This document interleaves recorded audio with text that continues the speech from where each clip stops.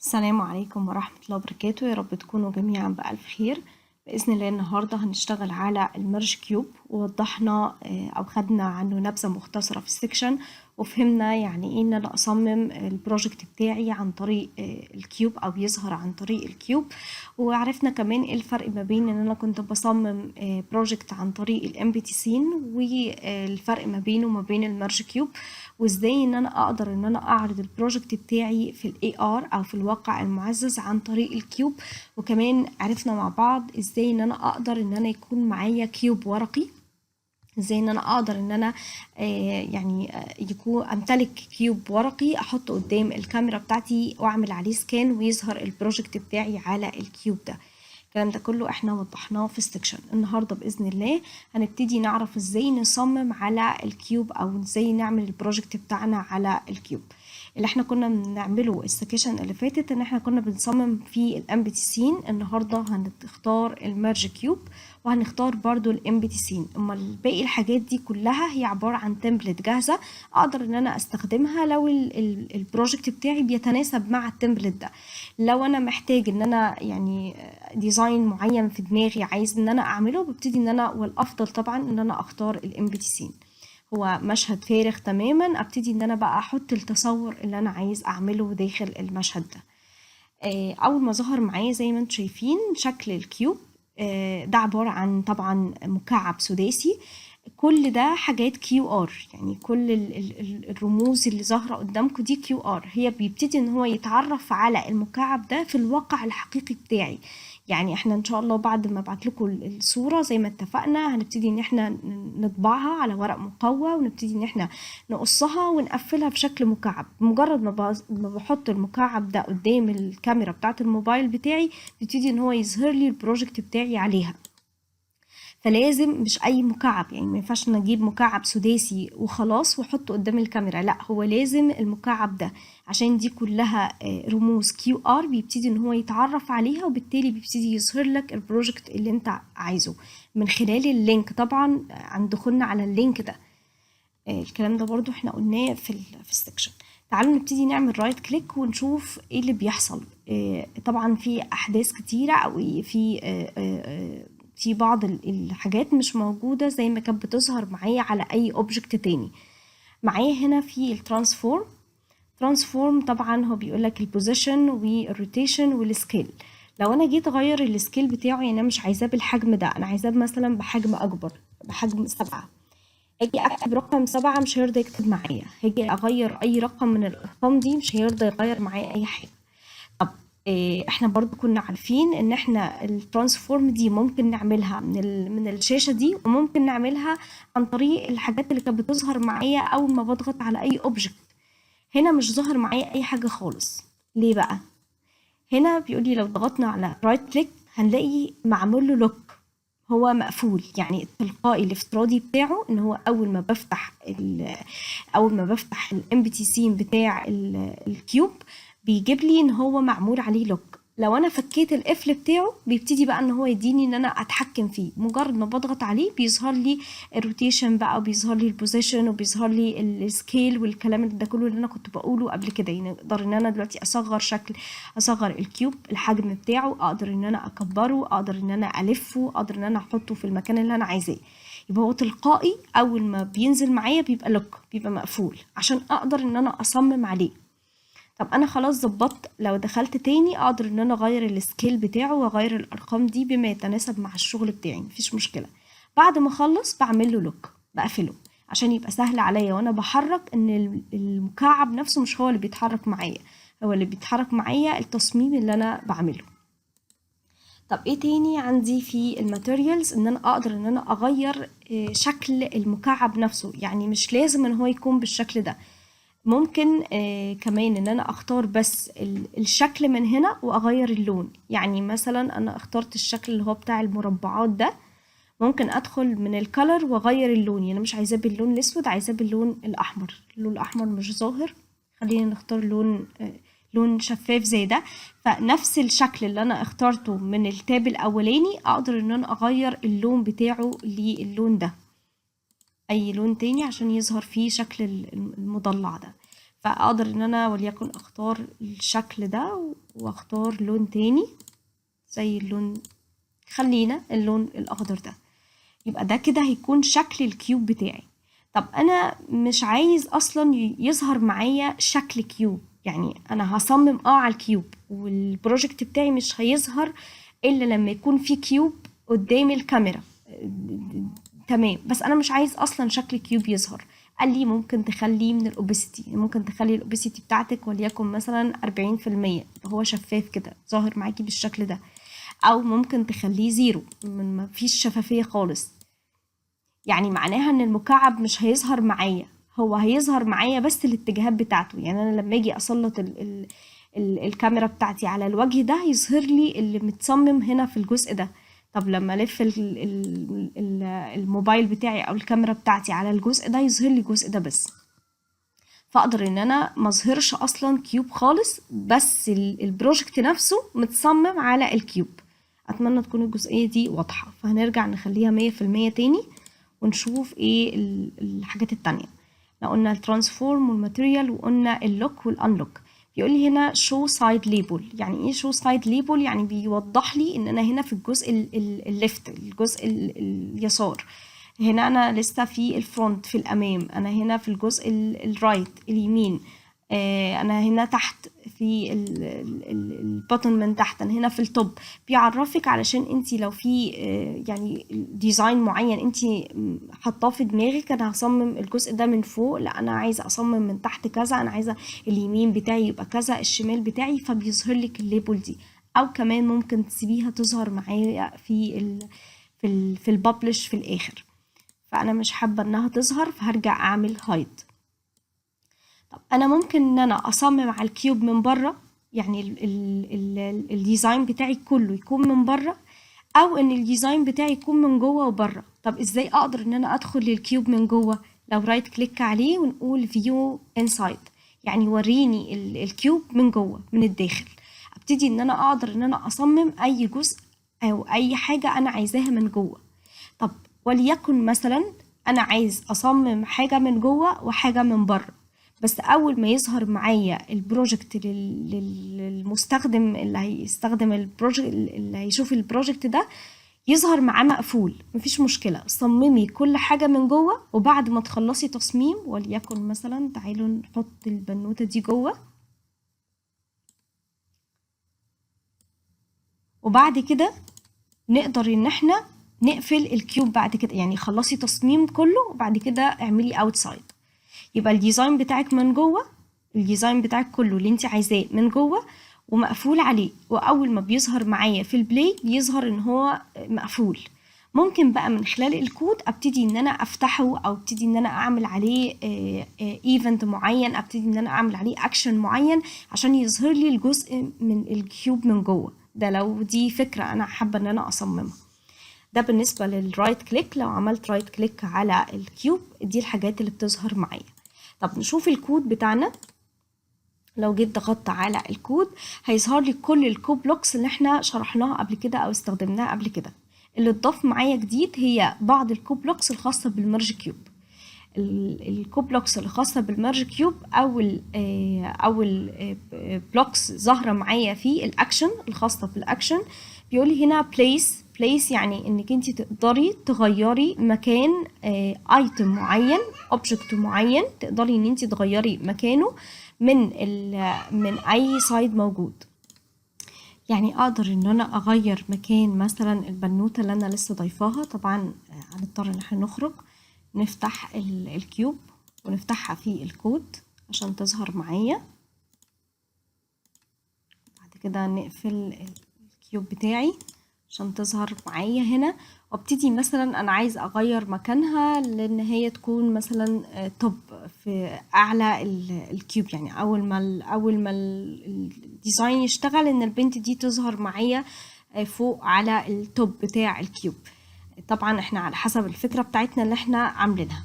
ايه كمان اقدر ان انا اغير الاوباسيتي بتاعه الكيوب بتاعي من 100% للي انا عايزاه. ممكن اخليها من هنا 0%، وبعد ما يحصل مثلا اكشن معين اخليها توصل ل100%. كمان اقدر ان انا اخلي set cube inside visible، يعني الرؤية بتاعة الكيوب من الداخل هل هي true ولا false، متاح معايا ان انا اشوفه من جوه ولا هتكون القيمة بتاعته false. كمان عندي بعض الايفنت، بعض الاحداث اللي هنا لما اضغط كليك على الكيوب اللي يحصل، لما هوفر بس اعمل ان انا اشاور بالماوس على الكيوب اللي يحصل، وكمان لما يعني اوف لما امشي الماوس من على الكيوب اللي يحصل عندي. عندي بلوكس كمان خاص بي لما بس لوك ات، لما ابص للكيوب من اي وجه من الاوجه بتاعته ايه اللي يحصل. كمان تيرن لما الف بس الكيوب بتاعي للجزء دوت ايه اللي يظهر معايا او ايه الاحداث اللي انا عايزاها تحصل هنا. كمان عندي هنا ريموف، ان انا اقدر ان انا احذف كل الايفنت اللي انا عملتها على الكيوب.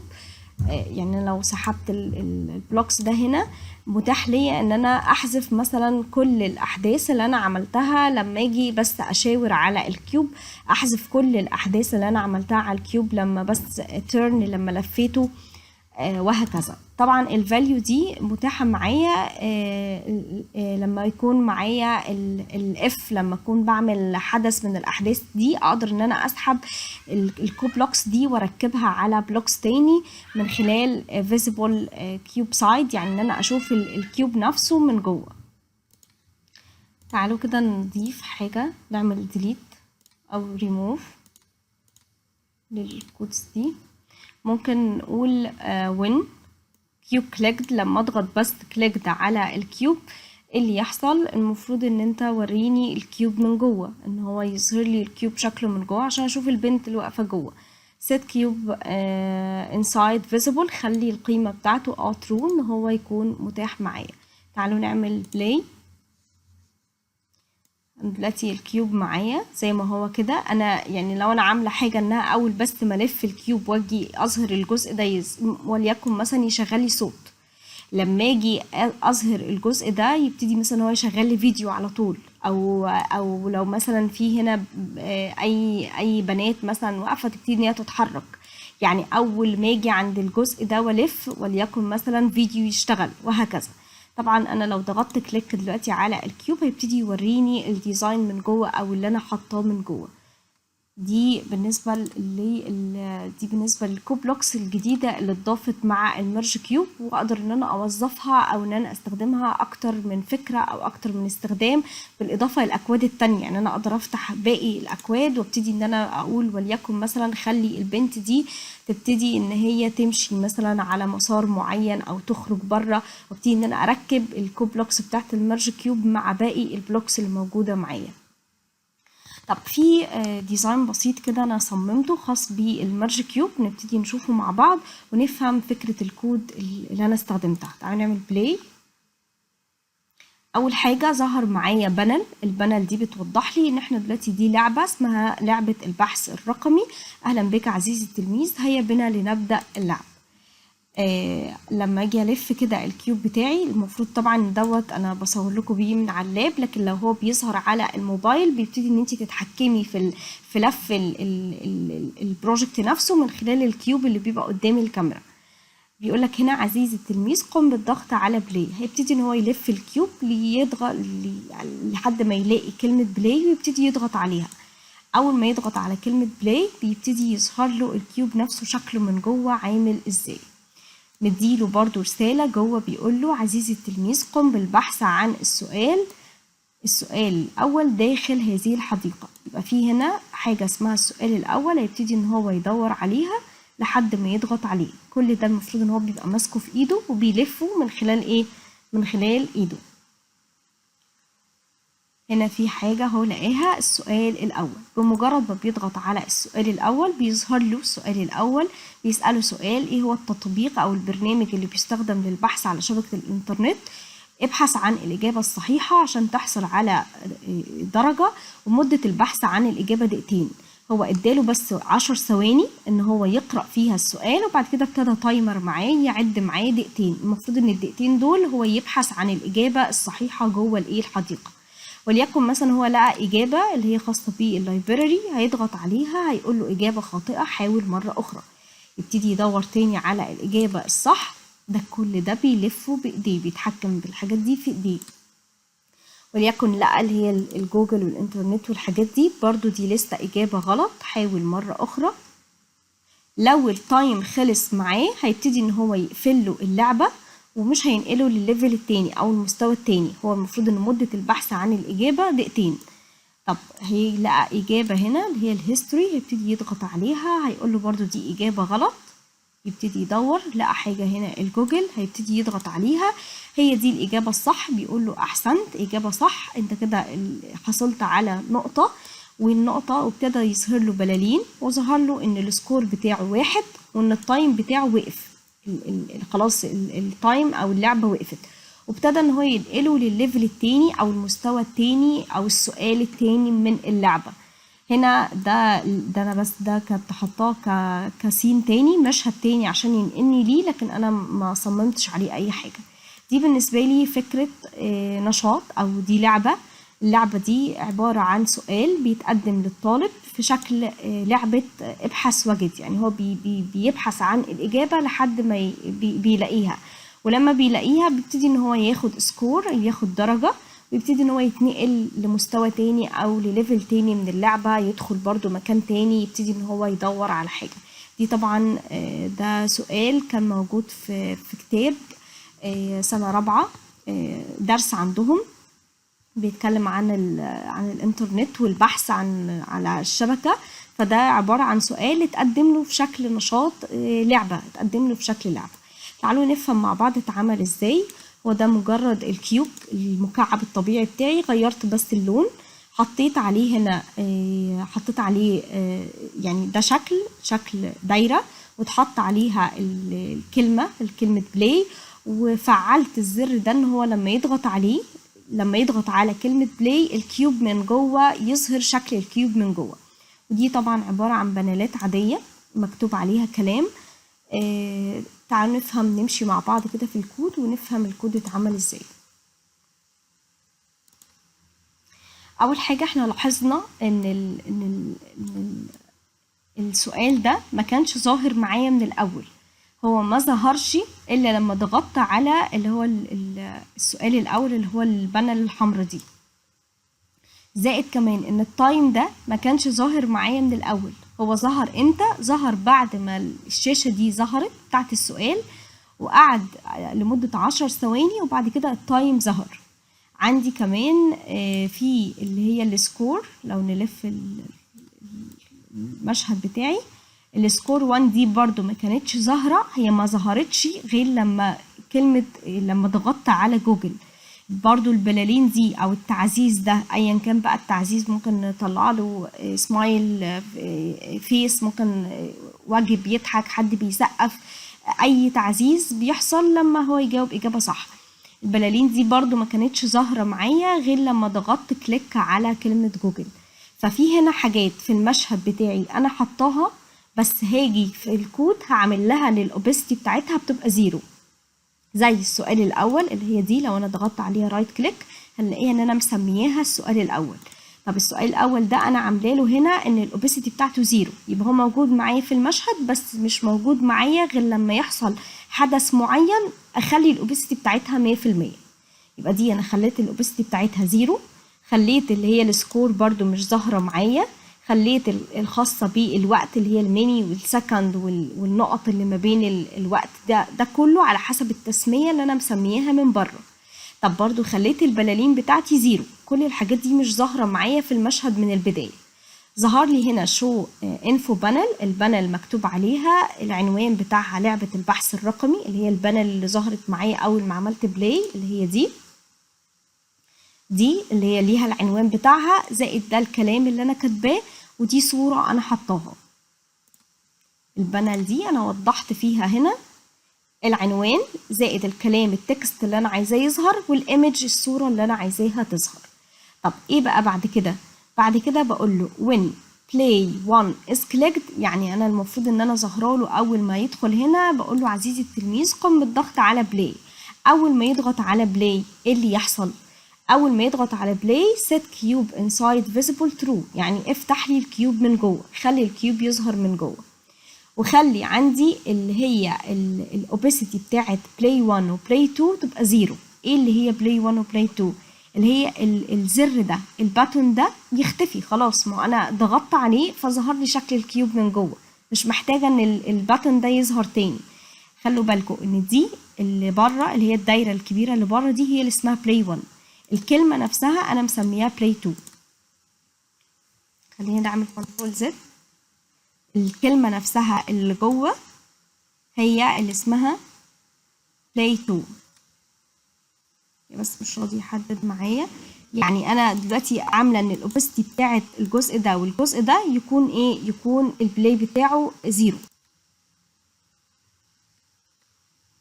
بلاي 2 الكلمه نفسها بلاي 2، فانا خليت هنا البلاي 1 اللي هي الدايره اللي بره، والكلمه نفسها اللي هي بلاي 2 الاوباسيتي بتاعتها تكون 0، خلاص تختفي بقى ما تظهرش معايا طالما انا ضغطت كليك على الكلمه اللي هي البلاي دي وظهر لي الكيوب نفسه شكله من جوه. طب ايه كمان بعد كده؟ قلت when السؤال is clicked، اللي هو لما هو هيقرأ الإجابة من جوه، اللي هيقرأ البانل اللي جوه اللي هو بيقول له دور على السؤال الأولاني اللي هو الجزء الأحمر ده، أول ما يضغط عليه اللي يظهر معايا؟ خليلي الأوباسيتي بتاعت اللي هي قم بالبحث عن السؤال الأول، اللي هو الجزء اللي أنا كنت كاتباه جوه، اللي هو الجزء لو أنا جيت هنا عملت inside، شفت التصميم بتاعه من جوه،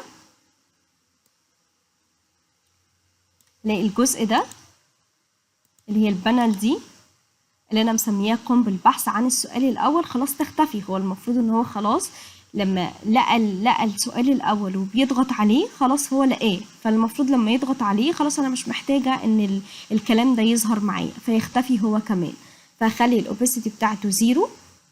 برضو اللي هي اللوحة اللي مكتوب عليها هي دي اللي أنا مسمياها قم بالبحث عن السؤال الأول، والكلام نفسه اللي مكتوب عليها هو اللي قم بالبحث عن السؤال الأول رقم 2. فخليت دي 0 وخليت دي 0. طب set opacity off، خليلي بقى اللي هي السؤال الأولاني ده يظهر معايا، خلي الأوباسيتي بتاعته 100%. أنا كنت في البداية مخلية إن السؤال الأول الأوباسيتي بتاعته 0. طب امتى هتبقى الاوباسيتي بتاعته 100%؟ لما يجي يضغط على البانل الحمراء الصغيره دي، لما يجي يضغط على السؤال الاول اظهر لي بقى اللي هو السؤال الاول، كله عن طريق الاوباسيتي 0 و100%. طب بعد ما اظهر له السؤال الاول بيقول لي انتظر بس 10 ثواني، يعني لمده ان هو يقرا السؤال، وبعد كده يبتدي ان هو يعمل معايا ايه؟ يبتدي يظهر معايا الوقت اللي هو الميني يظهر يكون 100%، والسكند يظهر 100%، والنقط اللي ما بين الوقت 100%. تعالوا برضو نفهم مع بعض. انا لو وقفت هنا على الوقت ده، لو عملت عليها رايت كليك انا مسمياها هنا عندي ميني، ولو وقفت على السكند دي انا مسمياها هنا، مسميه الجزء ده سكند، ودي اللي مسمياها النقط اللي ما بين الوقت. فهنا انا مخليه الحاجات دي ما كانتش ظاهره معايا من اول السين بتاعي، لكن هنا بعد ما اضغط على السؤال الاول ويبتدي يظهر لي السؤال ده، وبعد كده يبتدي ينتظر معايا 10 ثواني، يبتدي يظهر لي التايم ويبتدي ان هو يعد معايا. الفكره بقى نركز شويه في ان هو ازاي اصلا ان انا اخلي وقت يعد معايا، يعني يبتدي ان هو تنازلي، يعني يبقى تايم مش مجرد تكست ظهر معايا وخلاص. هنا هعملها بشكل متغير، هعمل متغير عندي variable باسم ميني، هعمل متغير باسم ميني، انا سحبت set variable وسميته ميني، وخليت ان الوقت بتاعي او خليت المده بتاعتي هتكون 2، يعني انا عندي دقيقتين. طب انا لو عايزه وقت اكتر من كده ابتدي ان انا اغير الرقم اللي موجود هنا، عايزه وقت اقل من كده وليكن عايزاها دقيقه ابتدي ان انا اغير التايم اللي عندي هنا.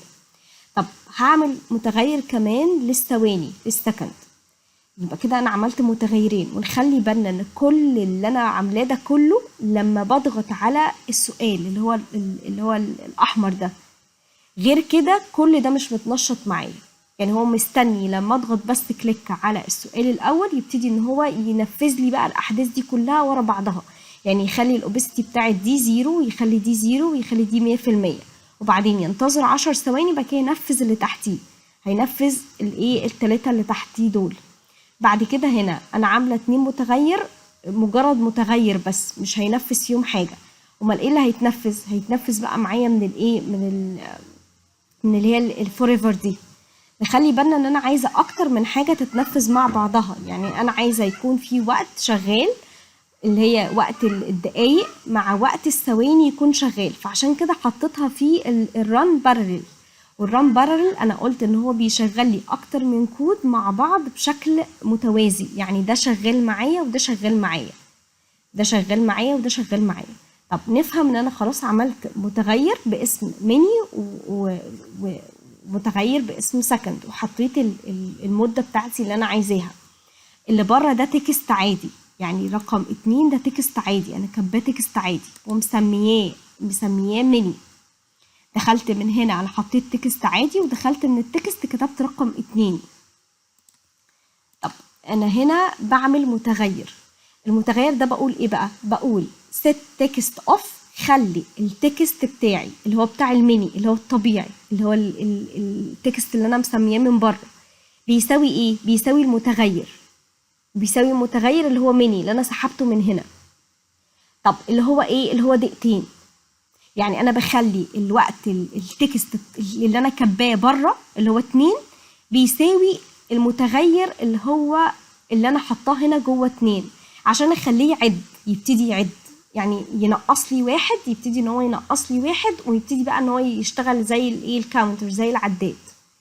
فانا بساوي ده بده، بخلي ان التكست اللي بره يبتدي يتغير من 2، ما يتغيرش بقى لأي حاجة، لا هو يتغير للمتغير اللي انا حطاه هنا.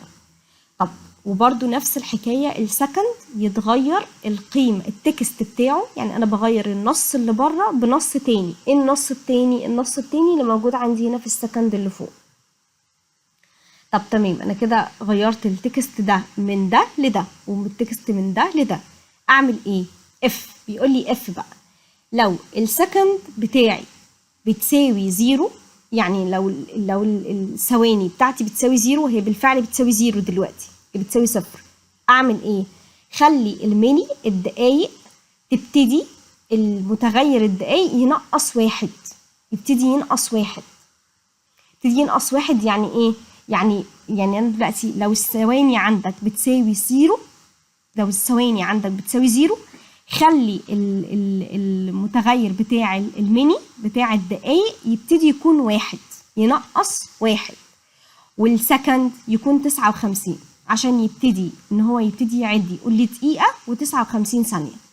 وبعدين ابتدي انقص من الثواني، ابتدي انقص 1 عشان تبقى 59، وبعد كده 58 57 56، ابتدي انقص من الثواني 1. ومهم قوي قوي الكود ده، لان انا لما ما كنتش كاتباه ما كانش بيعد صح. ويت، انتظر ثانية، يعني بين كل يعني ان انا انقص 1 1 1 انتظر ثانية، يعني كأني شغلت عداد ان هو بيعد ثواني معايا وبينقص 1 1 1 1. طب بعد كده اف الميني اللي هي الدقايق ساوت 0، خلاص انت نقصت لي هنا. انا يعني ايه؟ يعني انا عايزاكم بس يعني ايه اعيدها تاني، ان انا عندي الثواني هنا، هي الكلام كله على الثواني. الثواني اول ما تساوي 0 خلي الميني بتاعتي الدقايق بتاعتي تنقص 1، يعني تبقى بدل 2 تبقى 1، وبدل ما هي تبقى 0 تبقى 59.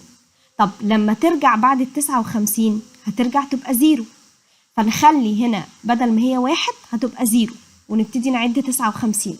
طب لما بعد ال59 هتبقى 0، يبقى هنا هتبقى 0 و0، يعني كده الدقيقتين يعتبروا خلصوا. ايه اللي يحصل بقى؟ اللي يحصل لما الميني تساوي 0 واند كمان والسكند تساوي 0 والثواني تساوي 0، ايه اللي يحصل؟ شو بانل، اظهر لي بانل فيها انتهى الوقت، التايتل بتاعها العنوان بتاعها انتهى الوقت، ويقول لي هنا التكست بتاعي ان للاسف قد انتهى الوقت ولم تجب على السؤال، انت كده ما جاوبتش على السؤال. واديله صورة فيها ساد فيس، يعني وجه حزين، زائد اند كوسبيس. خلاص انهيلي الايه؟ انهيلي اقفل الكوسبيس، اقفل اللعبة كلها، ليه؟ لان خلاص الوقت بتاع اللعبة خلص وهو المفروض ما جاوبش على الإجابة الصح. أعيدها تاني. أنا هنا عشان التايمر عملت ممكن ان يكون ليها طريقة اكتر من طريقة. احنا اتفقنا ان احنا علشان نعمل حاجة بنجرب اكتر من كود بلوكس بنركبهم على بعض. فعشان اخلي لعبة ويكون ليها تايم معين انا جربت كل الحاجات دي لحد ما وصلت للكود ده. ممكن يتعمل بطريقة تانية، ممكن يتعمل بطريقة تانية. فانا هنا خليت انا طب بدل 2 هنبتدي ان احنا نحط وليكن 5 دقايق، بس هي نفس الطريقة بالظبط. ليه؟ لان انا بساوي الرقم اللي مكتوب بره، يبقى انا هنا هاجي اكتب 5 وجوه في الميني هكتب 5. ابتدي ان انا بساوي النص اللي مكتوب بره عندي في المشهد بالمتغير اللي موجود عندي جوه اللي انا كاتباه هنا، عشان يبتدي ينقص لي 1. هو يبتدي بقى يقعد شغال ينقص 1 لحد النهاية بتاعته ان عدد الثواني وعدد الدقايق هنا يساوي 0 وهنا يساوي 0، يبقى الوقت نفسه خلص، الوقت بتاعي خلص. طب ايه تاني الاكواد اللي شغالة عندي؟ بقى الاجابات. انا هنا عندي لسه الاجابة دي لما انا ضغطت عليها اداني اجابة خاطئة، وفي ابتديت ان انا احط الاجابات دي في شكل صور، والصور دي برضو سميتها. وهنا جيت عند ان انا لما اضغط على اللي هي اللايبراري جي بي جي اللي هي الصورة دي، لما اجي اضغط على اللايبراري جي بي جي اللي يحصل يقول لي ساي، يقول لي اجابة خاطئة، والاجابة الخاطئة دي تظهر لمدة 2 ثواني. طب عندي هنا في صورة تانية اللي هي بتاعت جوجل كروم، لما اضغط عليها برضو يظهر لي ان دي اجابة خاطئة. طب عندي اللي هي الهيستوري الصورة الثالثة، لما اضغط عليها يقول لي إجابة خاطئة لمدة 2 ثواني. طب الإجابة الصح بقى، لما اضغط على الإجابة الصح إيه اللي يحصل؟ لما اضغط على جوجل اسكليكت يقول لي إيه؟ يقول لي أحسنت، إجابة صحيحة لمدة 1 ثانية، ويقول لي لقد حصلت على نقطة أو درجة أو السكور بتاعك بقى 1 لمدة 2 ثواني. بعد كده يبتدي ان هو مثلا يعمل لي سكيل، يكبر لي الاجابه بتاعتي يعني بدرجه 2 لمده ثانيه، يعني يكبرها درجتين لمده ثانيه. كمان يظهر لي البلالين اللي هي كانت الزيرو بتاعها الاوبستي بتاعتها 0 يخليها 100%. بعد كده ينتظر لمده ثانيتين ويخلي التايم يختفي. خلاص ما هو كده كده لقى الإجابة الصح قبل ما الوقت ينتهي، فخلاص يخفي لي الوقت بتاعي ويظهر لي ان السكور بتاعي بقى ايه؟ بقى 1. السكور بتاعي ان انا حصلت على درجة او حصلت على نقطة، يخلي هنا السكور بتاعي يكون 100%. وينتظر لمدة 4 ثواني وبعد كده ينقلني للمشهد التاني اللي هو المستوى التاني من اللعبة. اتمنى ان الكود بتاعها يكون واضح، واتمنى ان هو يكون الاكواد دي فتحت لكم حاجات ممكن تكون كانت صعبه بالنسبه لكم، ان احنا ممكن نعمل اكتر من حاجه ونخلي البروجكت بتاعنا تفاعلي عن طريق الكود بلوكس او الاكواد بتاعتي. هي بس حاجه بسيطه كان البعض اشتكى منها عن طريق السيت انيميشن. هشرح لكم بس جزء بسيط ان انا ازاي اخلي الشخصيه تكون واقفه وبعد كده تبتدي انها تمشي وتتحرك وبعد كده تقف، والحركه بتاعتها تقف، لان انا لاحظت ان في بعض البروجكتات اللي انتوا سلمتوها كان في مشكله في السيت انيميشن. تعالوا ننفذ على الحاجه دي. خلينا مثلا نخلي البنت اللي جوه دي تمشي على مثلا مسار معين وبعد كده تقف. طب انا فتحت الكيوب من جوه، شكل الكيوب من جوه، خلينا نمشيها على مسار معين. نيجي هنا في السيرش ونكتب باس عشان يظهر لي المسار الموجود عندي، وليكن ممكن نسحب المسار ده. هنبتدي هنا نظبط المسار، نبتدي ان انا اكبر الخط بتاعه المسار.